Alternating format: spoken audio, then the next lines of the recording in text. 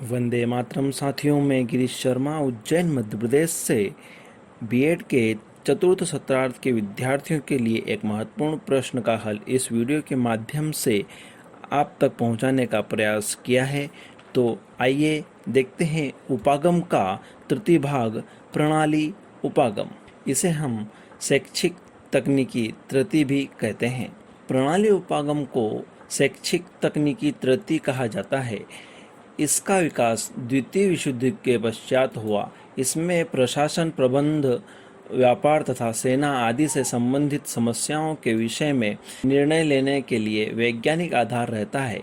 इसलिए इस उपागम को प्रबंध तकनीकी उपागम भी कहा जाता है। इसका शिक्षा के क्षेत्र में शैक्षिक प्रशासन व शैक्षिक प्रबंध की समस्याओं का वैज्ञानिक अध्ययन करने में प्रयोग किया जाता है। दूसरे शब्दों में, शैक्षिक तकनीकी तृतीय शैक्षिक प्रशासन के विकास तथा अनुदेशन की रूपरेखा बनाने में पूर्ण सहयोग प्रदान करता है। इस प्रणाली के उपयोग में शैक्षिक व्यवस्था कम खर्च में अधिक उपयोगी तथा प्रभावशाली बन जाती है। इस प्रणाली विश्लेषण का प्रमुख आधार विज्ञान एवं गणित है। सिल्वन ने प्रणाली को निम्नांकित भांति प्रस्तुत किया। शैक्षिक तकनीकी तृतीय के अंतर्गत प्रणाली विश्लेषण, प्रशिक्षण, मनोविज्ञान प्रारूप, संप्रेषण नियंत्रण प्रारूप तथा पुनर्वलन भी सम्मिलित रहते हैं। यह शैक्षिक तकनीकी आजकल बहुत लोकप्रिय होती जा रही है। शैक्षिक तकनीकी तृतीय अथवा प्रणाली उपागम का जन्म हार्डवेयर एवं सॉफ्टवेयर उपागमों के मेल के फलस्वरूप हुआ है। शैक्षिक तकनीकी तृतीय प्रणाली उपागम शैक्षिक तकनीकी प्रथम व शैक्षिक तकनीकी द्वितीय को जोड़ने वाली एक महत्वपूर्ण कड़ी है।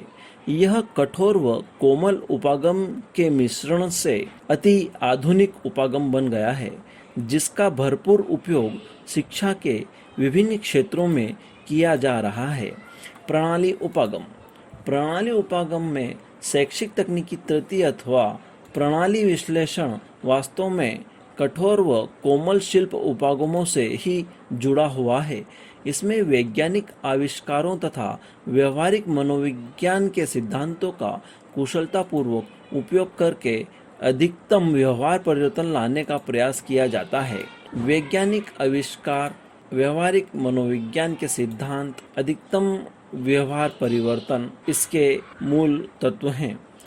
प्रणाली उपागम उद्देश्यों को प्राप्त करने में सिस्टम के भाग एक दूसरे से सहयोग करते हैं। शैक्षिक तकनीकी तृतीय उपागम वास्तव में गेस्टाल्टवादी मनोविज्ञान के सिद्धांतों पर आधारित है।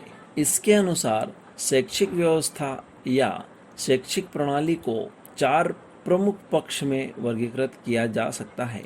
नंबर 1 अदा या इनपुट, नंबर 2 प्रक्रिया या प्रोसेस, नंबर 3 प्रदा या आउटपुट और नंबर 4 है परिवेश, पर्यावरण या एनवायरनमेंट। नंबर 1 अदा।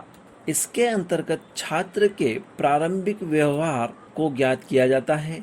छात्र के पूर्व ज्ञान के आधार पर उसकी क्षमताओं का पता लगाया जाता है। छात्र के अनुदेशन की भाषा एवं मानसिक स्तर का पता लगाया जाता है। शिक्षण अधिगम युक्तियों व व्यूह रचनाओं का निर्धारण होता है।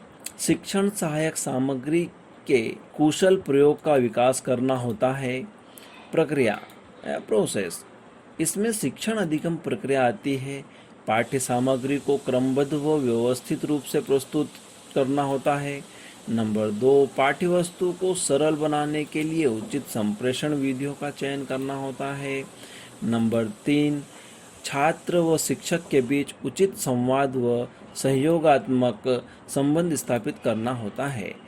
अगला है प्रदा यानी आउटपुट। इस पक्ष में छात्र का अंतिम व्यवहार आता है। पहला, शिक्षण के उद्देश्यों को स्पष्ट करने तथा उनके मूल्यांकन का उचित प्रयास करना। नंबर 2 विभिन्न प्रकार की मापन की विधियों का चयन करना। नंबर 3 छात्रों की अपेक्षित अनुक्रियाओं के आधार पर उनका मूल्यांकन करना। अगला है पर्यावरण, परिवेश या एनवायरनमेंट। इसमें शैक्षिक तकनीकी तरतीब के प्रयोग में शैक्षिक समस्याओं को सुलझाने के लिए प्रणाली विश्लेषण किया जाता है, जिससे कि संपूर्ण शैक्षिक प्रक्रिया को सुधारने का प्रयास किया जाता है। इसमें विद्यालय का वातावरण तथा छात्रों का आपसी संबंध आता है, जो अनुदेशन प्रक्रिया को प्रभावित करता है। प्रणाली विश्लेषण की उपयोगिता इस प्रकार है। नंबर 1, इसके द्वारा कम से कम शक्ति व साधन से से अधिक शैक्षिक उद्देश्यों को प्राप्त किया जा सकता है। नंबर 2, इसके द्वारा शिक्षा के विभिन्न क्षेत्रों की समस्याओं का वैज्ञानिक समाधान संभव है। नंबर 3, इसके द्वारा संपूर्ण शैक्षिक प्रक्रिया को सुधारा जा सकता है। नंबर 4, शैक्षिक प्रशासन में इसकी महत्वपूर्ण भूमिका है।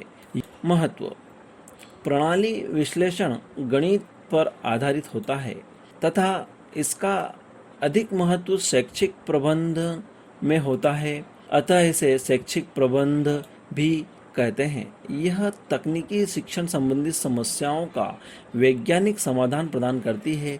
यह एक आधुनिक उपागम है।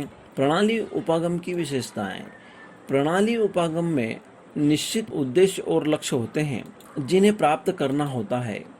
प्रणाली उपागम में एक से अधिक भाग होते हैं। यह भाग एक दूसरे से अंतःक्रिया करते हैं और एक दूसरे पर निर्भर रहते हैं।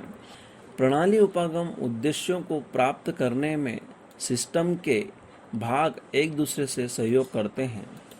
यह उपागम छात्र केंद्रित होता है।